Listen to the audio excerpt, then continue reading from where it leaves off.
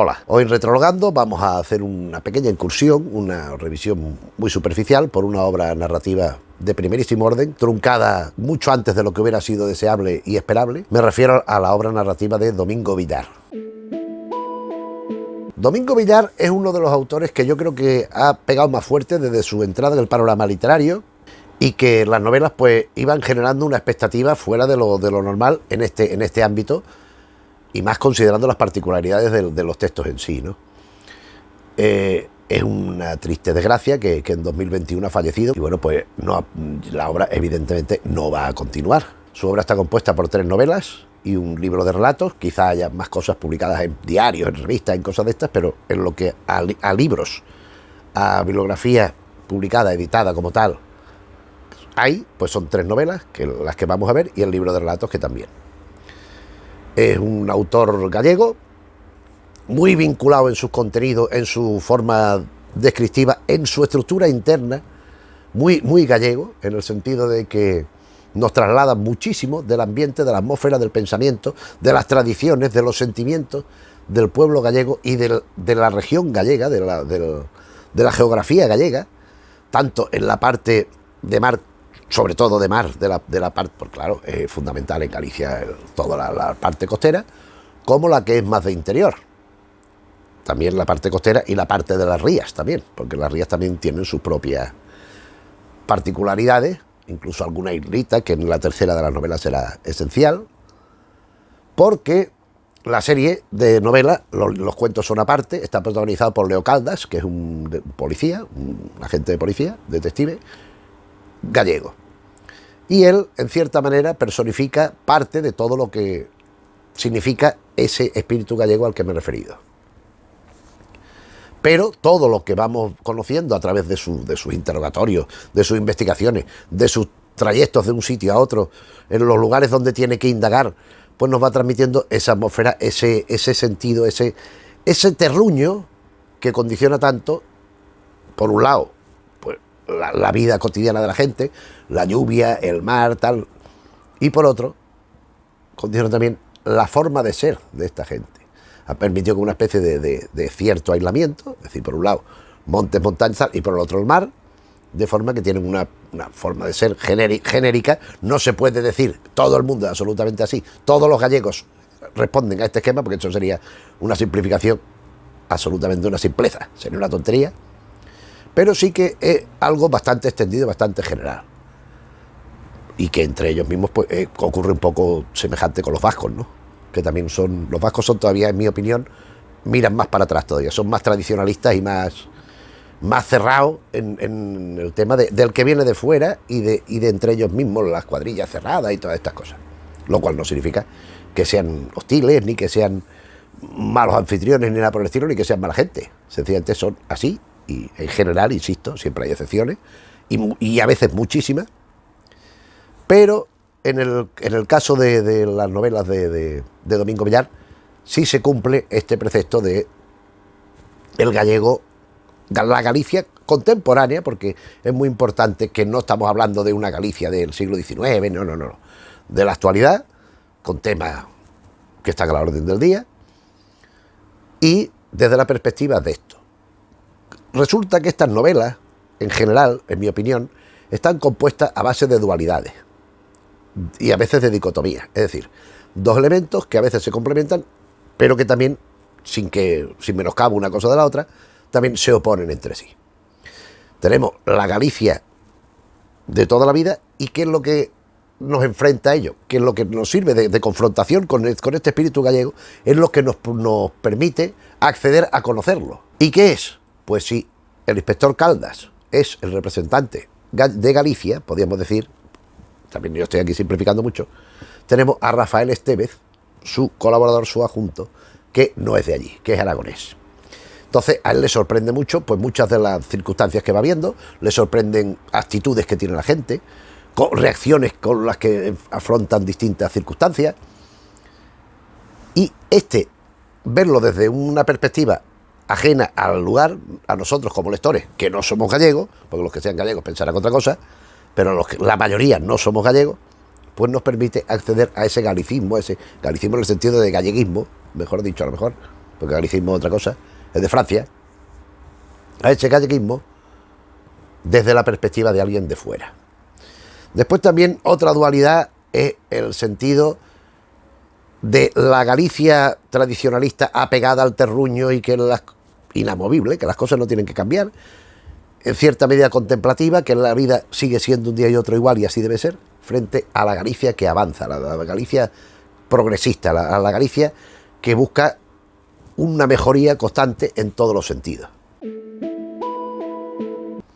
Después, dualidad también hay en la misma estructura interna de la novela, en los tonos, porque las novelas son novelas policíacas al uso, o sea, donde hay unos detectives que investigan, encuentran unos indicios, unas pistas, que le llevan a la resolución del caso. Hay los interrogatorios, hay las persecuciones cuando la hay el rastreo de zonas, hay la inspección de lugares donde han sucedido los crímenes, tal y cual. Es decir, estamos en un ámbito de lo negro, de lo escabroso, de lo desagradable, de lo negativo, porque estamos hablando de crimen. Pero esto, y no es algo infrecuente, no es algo insólito en la novela policíaca, pero tampoco es caldo de cultivo general, hay un gran sentido del humor. Hay muchas veces que estas novelas nos hacen reír, pero porque primero no te lo esperas, es inesperada el motivo de la risa, pero otra es por la disparidad, por el choque de pensamiento y de comportamiento, sobre todo entre los dos protagonistas. Después hay un tercero, un comisario, que también, el comisario Soto, que también aporta algunos datos, algunos momentos de gracia, pero sobre todo entre Caldas y Estévez, algunas conversaciones, algunas discusiones que son soberbias, que son muy graciosas. A mí, personalmente, quizás es lo que más me gusta de estas novelas, porque estas novelas, y nada más que viendo físicamente los libros, ya se detecta, en mi opinión, hay un incremento importantísimo de la detención en lo anecdótico, en lo fenoménico, para generar esa sensación de conocimiento de esta Galicia que se nos está mostrando como un personaje más fundamental de las novelas. Entonces la primera novela es más breve, la segunda es un poco más extensa y la tercera ya es un tocho importante. Hay más recreación por parte del autor en el detalle, hay redundancias de que van y vienen. En mi opinión, la última, cuando lleguemos lo comentaré, hay excesiva insistencia en determinadas cosas. Pero bueno, el procedimiento detectivesco, pues el habitual. Ocurre un suceso, un crimen, desencadena la reacción de la investigación. Bueno, ocurre un suceso o parece que ha ocurrido, porque la tercera, el crimen no se desvela en principio. Entonces, el procedimiento es ir al sitio, ver lo que ha pasado, lo que se encuentra allí, ir viendo las relaciones de la persona, primero identificar a la persona fallecida, las relaciones, con quién se trataba, con quién se va bien, con quién se va mal, con tal y cual, ir viendo los sitios, ir reuniendo todos los elementos que conducen a la resolución del caso. Y el sistema es conocerlo nosotros a la vez que lo conocen los mismos personajes. Es decir, nosotros como lectores estamos asistiendo en calidad de testigos a toda y cada una de las situaciones que va viviendo Leo Caldas en su indagación. Estévez, cuando toca, tal. Entonces, no son unas novelas donde de pronto hay anticipación, hay un narrador omnímodo y omnipotente que puede pensar y expresar cosas que no vienen al caso, que inopinadamente se le han ocurrido, anticiparnos cosas, sino que vamos conociendo paulatinamente a la vez que los protagonistas lo que ha sucedido, lo que nos lleva a averiguar el punto de arranque de la novela. En este sentido de conocimiento, a mí hay algo que cuando he mirado cosas para hacer este vídeo, he visto que a la gente le llama la atención, gente que ha hecho reseñas, comentarios, cosas, que sabemos poco de la vida personal de los protagonistas. Conocemos al padre de Leo Caldas, conocemos a Leo Caldas, por supuesto, o sea, aparte de los tres protagonistas. Conocemos a otros personajes que ha habido una ruptura por parte de Leo Caldas con su pareja, a partir del momento que hay una persona también muy especial en la vida de Estévez, del Aragonés. Y sí, se nos dan pinceladas, pero no le interesa al autor proporcionarnos una biografía, sobre todo retrospectiva, de los personajes. Lo que le interesa es que nosotros, como lectores, hagamos el ejercicio de reconstrucción de la personalidad de ellos a través de su comportamiento y su conducta en el presente. Desde lo que conocemos podemos deducir cosas. Algunas serán certeras, otras serán más inventadas, pero es el mecanismo que ha elegido el autor, en este caso Domingo Villar. Entonces no se nos proporciona, como hay en otros casos muy conocidos, pues que de algunos de personajes pues sabemos desde el día que nace lo que le pasa, prácticamente.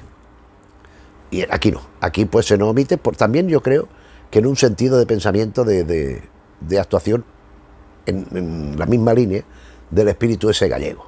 No hay que mostrar más cosas que lo que se necesita, ¿no? Bien, vamos con las novelas rápidamente, porque no voy a decir en ningún caso el final, pero vamos con ellas, con la fecha y tal. Esta es Ojos de Agua, que es la primera. Como se ve, pues un libro delgadito. Vamos a coger la gafa para ver el año de edición. Si no veo mal, 2006. 2006, esta novela, Ojos de Agua, 2006. Aquí encontramos, bueno, también debo añadir que en todas las novelas hay una serie de temáticas que más o menos confluyen, pero divergen en cómo ha modificado al paso del tiempo las actitudes y las formas de pensar. Por ejemplo, en relación al feminismo, en las tres es un elemento, en esta primera, Ojos de Agua, más arcaizante, hay más reivindicación. Hay cosas, por ejemplo, entre la policía, el Estevez el grande, que ahora describiré un poquito los personajes también, a propósito, desde la primera novela ya extensible a lo demás, pero Estevez, que es un tipo grande, pues coquetea, le dice alguna cosa a alguna compañera de trabajo, tal y cual. Eso hoy sería acoso. Entonces hace gracia y algo simpático, pero es que era así. No era una cosa que, hombre, vamos a ver, todo tiene un límite, ¿no? O sea, no es que fuera un acoso en toda regla, no es que la pusiera contra la pared y lo obligara a nada, sino que le hacía un comentario simpático porque le gustaría, al tío le gustaba la chica o lo que fuera, y además para levantarle la moral. Y la tía lo aceptaba bien, no eran comentarios groseros, no eran comentarios que puedan ofender a nadie, sino eran comentarios agradables y de buen trato. Entonces, eso ahora ya, si un compañero de trabajo lo hace, puede ser acusado de acoso. No sé si una mujer se lo dice a un hombre, no sé si sucede lo mismo, quizás sí, lo ignoro, porque debería ser así. Si yo le digo a una señora, un piropo, y ella me dice, me va a protestar porque la estoy acosando, si ella me lo dice a mí, aparte de que tendría que recomendarle que fuera al psicólogo y al oculista, también yo tendría que poder expresar mi reclamación en torno al acoso, a la actitud de acoso de la compañera. Algo que no siempre sucede. Pero vamos, eso no justifica que haya acoso de ningún género, ni de uno a otro, ni de otro a uno. O sea, nunca puede haber ninguna situación de imponerse uno a otro. Pero se me va el santo al cielo y me pongo a hablar de otras cosas y entonces no vamos a ninguna parte. Ojos de Agua, la primera novela, el título, alude al color de los ojos de la víctima que origina todo el caso, del muerto. Es un saxofonista, es un músico de jazz, que tiene unos ojos pues, de un azul muy, muy brillante, muy, muy llamativo. Es un músico bastante decoroso, bastante bueno, y aparece muerto, asesinado. De suerte que el crimen parece que tiene que ver algo con el sexo, un crimen pasional. Porque la forma de asesinarlo ha sido que le han metido un formaldehído, esto que llaman, en los testículos. Le han inyectado ¡zas! Lo habrían inmovilizado, porque claro, si no el hombre no se iba a dejar allí. Y le han pinchado esto, y esto por lo visto provocó una muerte dolorosísima. Y en esto entra en juego el inspector Leo Caldas. Leo Caldas es un hombre no muy alto, no muy fuerte, un hombre no muy de acción, un hombre muy reflexivo, es un hombre sobrio, tranquilo, pero que si hace falta también puede reaccionar pues como merezca la situación, ¿no? Y es un hombre no excesivamente expansivo, es un hombre que se fija mucho en los detalles, que puede tener mucho sentido de la empatía con los demás y que en cierta manera representa ese espíritu gallego que hemos dicho. Y junto a él, Rafael Estevez, que en cierta manera es el polo opuesto de la situación, el otro lado de la moneda.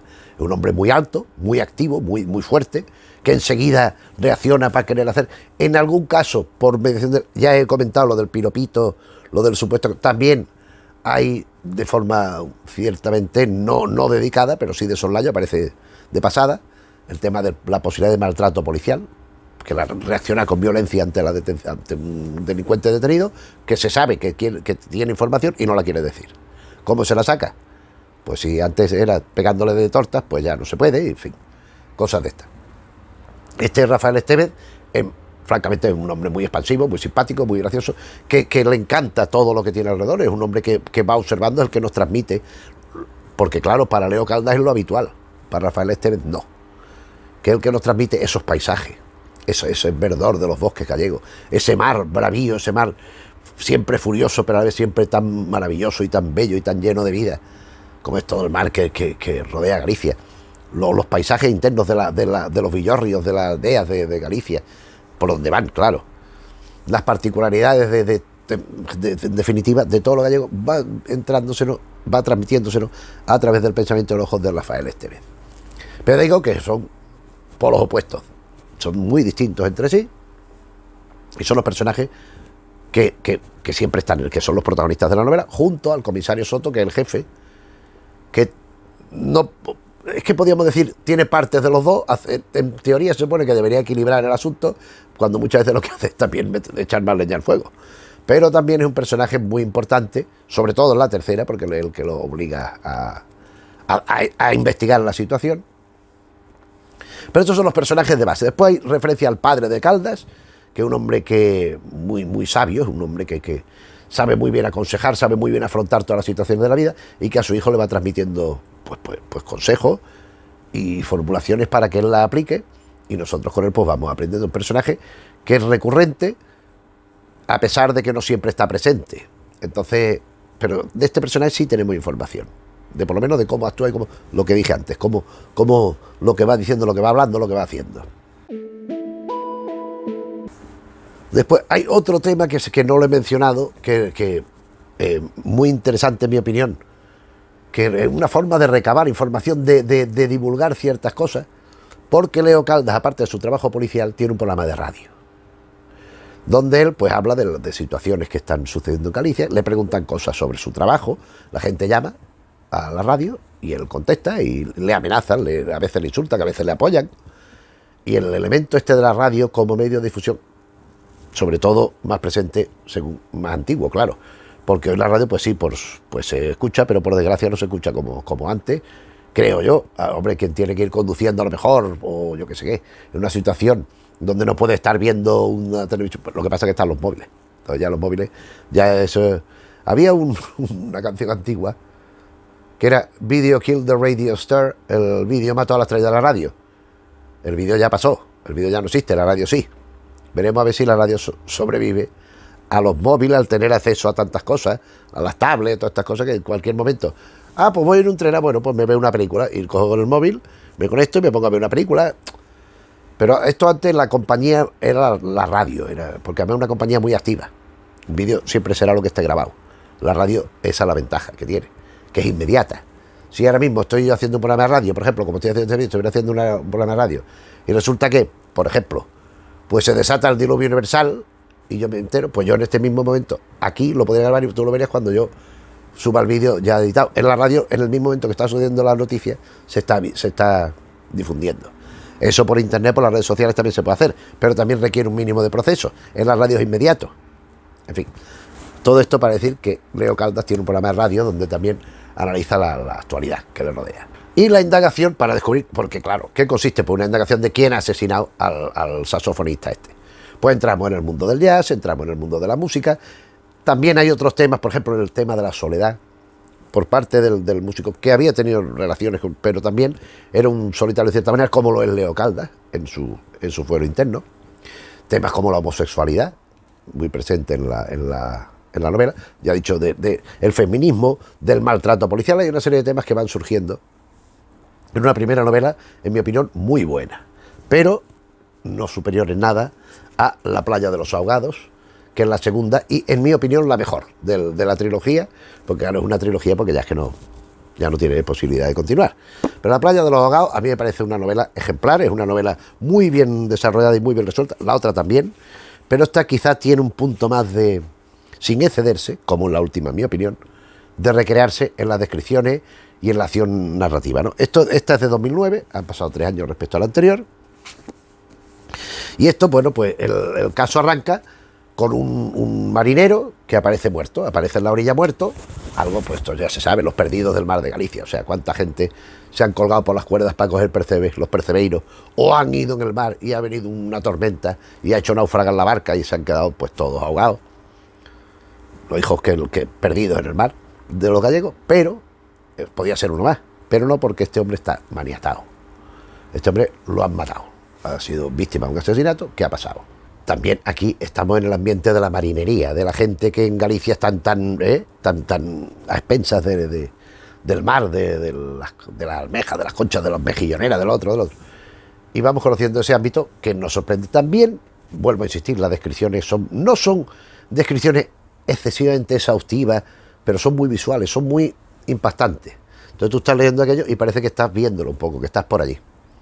Y aquí Rafael Estévez también tiene grandísima parte de la responsabilidad de que esto funcione también. Y resulta que aquí también hay un problema, porque aquí hay un tío de Leo Caldas, que es el hermano de su padre, con el que también tenía mucha vinculación, que está muriendo, y esto pues le va afectando también de cara al caso. Y también su colaboración en la radio, que por eso no quise enfatizar mucho, pero ya comentamos, su programa de radio se está volviendo insoportable, porque es demasiado... Hay demasiadas intromisiones, hay cosas que le dicen que naturalmente le molestan, le sacan de quicio, y entonces está viendo que esto en cierta manera está perjudicando a su modo de existencia.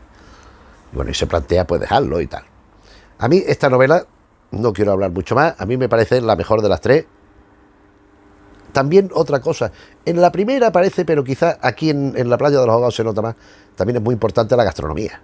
Y cómo Rafael Estévez se recrea, Rafael Estévez, que aquí es todavía más impulsivo, quizás, si cabe, que en la primera novela, o sea, reacciona de forma más activa, mucho más física. Y esto, claro, pues al otro lo lleva por la calle de la amargura. Y también produce esas situaciones humorísticas a las que aludí antes. Pero aquí un elemento importante también es, en general, la gastronomía gallega. Porque este Estévez pues va encontrándose platos que de pronto, la maravilla del siglo, y que no conoce. Y vamos viendo, o sea, a ver, este Domingo Villar es uno de los mejores publicistas de Galicia que hay, por lo menos en mi opinión. Porque somos, pues estos lectores de narrativa y tal. Y es un caso muy complejo, ¿eh? El último quizás es un poco más complejo, pero no tanto. Y se resuelve, el final es absolutamente magnífico. De esta novela, La playa de los ahogados, se hizo una película dirigida por Gerardo Herrero, con Carmelo Gómez, con Antonio Garrido, que no estaba mal, a mí no me disgustó, pero claro, juega con la ventaja de que lo que en la novela está describiendo, en la película lo estamos viendo, pero todo lo que es sugerido desde la narración, desde la perspectiva del autor, en la visión objetiva se pierde, ¿verdad? Entonces, lo que gana por un lado lo pierde por el otro. Y después, en esta última novela también hay una aparición de alguien. Este vez de pronto empieza a estar más amable y más... porque parece ser que ha encontrado una pareja. No me puedo entretener mucho más porque ya esto va siendo largo. Vamos sin más a El último barco, que como se ve, podemos comparar con las otras dos novelas, ¿eh? Es bastante más extensa que las otras dos juntas. O sea, aquí hemos pasado de una delgadita a otra menos delgadita, a otra ya, pues, esta novela, y además más grande, porque si las pones a la una de la otra, o sea que no solo es más gruesa, sino que bastante en formato más amplio. A mí esta novela me interesa mucho algunas de las cosas que cuenta, pero entiendo, parece ser que en 2013 se anunció con otro título, no como El último barco, sino como Cruces de piedra. Cruz de piedra en 2013 se anunció que iba a aparecer, pero Domingo Villar, revisando, no. Y entonces fue, supongo que ampliando y revisando. Es verdad que aquí viene otra cosa, que ahora esto lo sacaremos, esto no me acordaba. Esta novela es del año 2019. O sea que se retrasó 6 años respecto a la fecha de publicación prevista. Fue retocando, fue cambiando lo que le pareció. En esta novela, El último barco, resulta que es que hay aquí es una novela muy centrada en las Rías Baixas, en una zona específica de Galicia. Y aquí, en principio, no hay seguridad de que haya habido un crimen, pero sí indicios. Hay una profesora de cerámica de la Escuela de Arte y Oficios de allí de Vigo, que reside en una especie de islote, o algo parecido, que tiene a lo mejor un ismo, pero no sé, de las Rías Baixas. Allí hay una gente que vive allí, que pesca, viven de la pesca y tal y cual. Hay un marinero que tiene allí como una caseta, y ella vive en una casa pintada de azul. Y una persona que da clases de cerámica en la Escuela de Arte y Oficios de Vigo. Todos los días coge el barquito, que la lleva a Vigo, da sus clases y vuelve a su casa a dormir. Y resulta que el padre de esta muchacha, que es un médico con el que no se llevan entre ellos nada bien, acude a la policía porque ha desaparecido.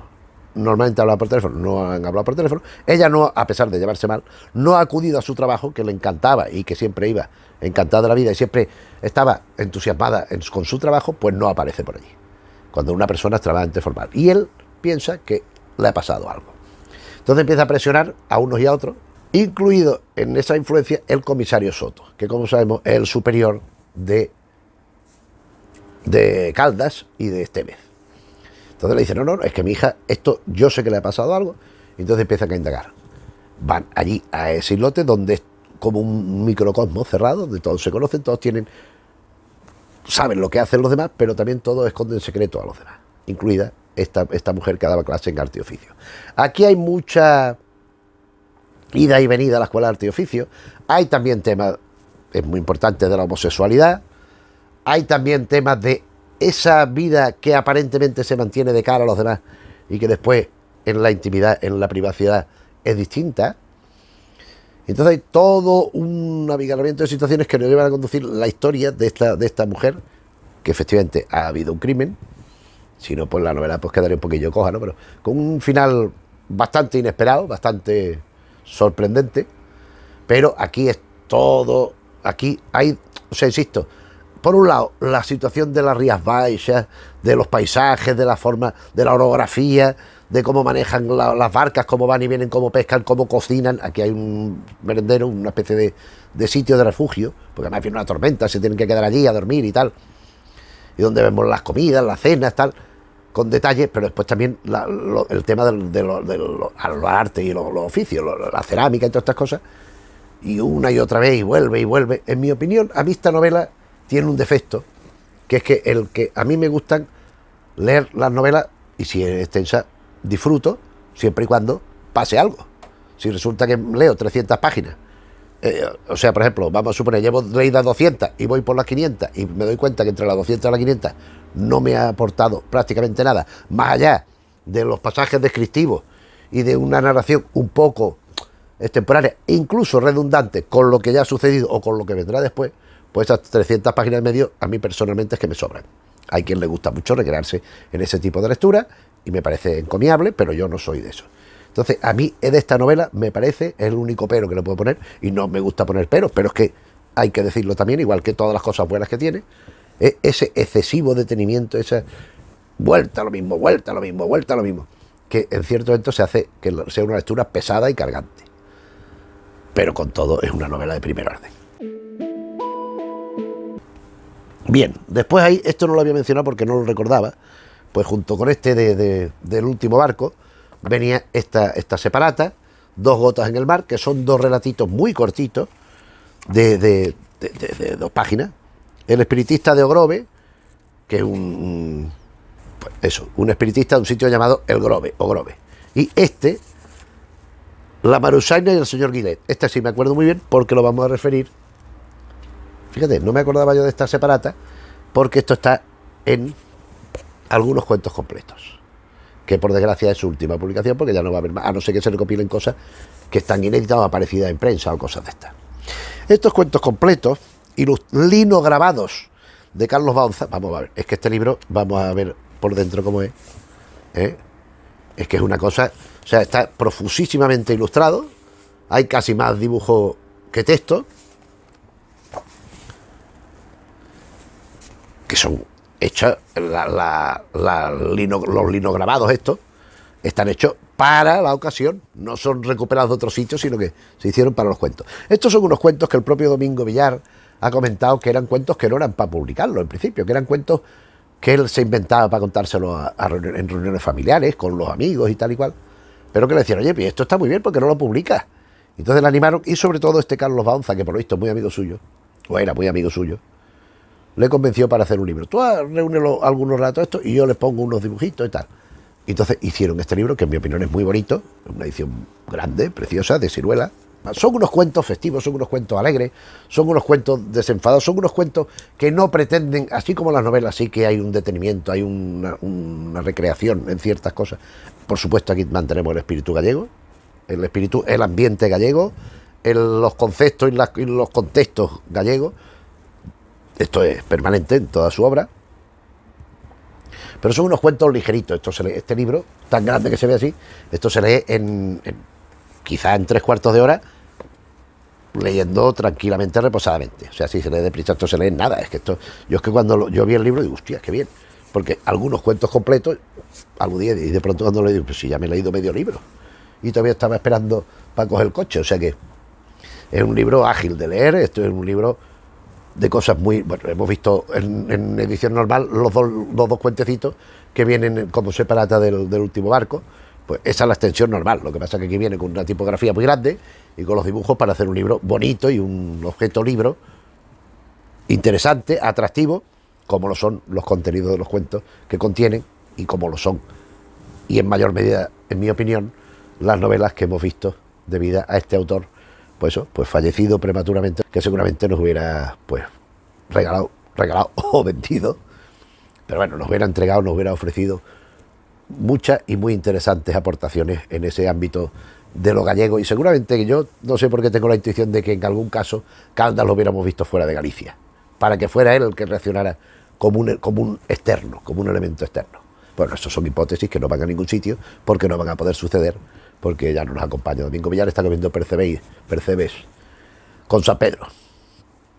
En fin, pues esto es lo que hemos venido a hablar hoy, y no hay más. Espero que te haya parecido interesante, que te haya estimulado, te haya invitado, porque de forma implícita es lo que pretendo, acercarte a esta muy buena literatura. Está muy bien escrito, quizá no lo haya destacado lo suficiente, pero una literatura muy bien escrita, un trabajo, aparte de tener talento de elaborar y reelaborar, dedicado del autor, que se percibe, sobre todo en la última novela, quizá en exceso, pero bueno, pero está muy bien escrito. Una novela muy interesante, que va a encontrar acción, que va a encontrar humor, que va a encontrar algo que no por local es de alcance más reducido, sino lo contrario. Desde el localismo, desde la particularidad de esas zonas de Galicia que vamos viendo en una novela y en otra, se amplifica lo universal. Vemos lo fenoménico y a la vez extrapolamos lo genérico. A mí me parecen unas novelas muy inteligentes y muy brillantes. Dentro del género policíaco es una auténtica aportación. Y dentro de la narrativa en general también. Y nada más, pues si el vídeo te ha parecido bien, pues le puedes dar al me gusta, al icono del me gusta. Si te interesan los temas que vamos tratando un día y otro en el canal, pues te agradeceremos que te suscribas. Si conoces gente a la que le pueda interesar, pues esto que hablamos de teatro, cada vez menos, por culpa mía, pero teatro, cómics, narrativa de género, cine, televisión, pues te agradeceremos si le comentas pues la asistencia de Retrologando, que sabéis que nos hace falta a los suscriptores. Y nada más, pues gracias por la compañía. Hasta pronto.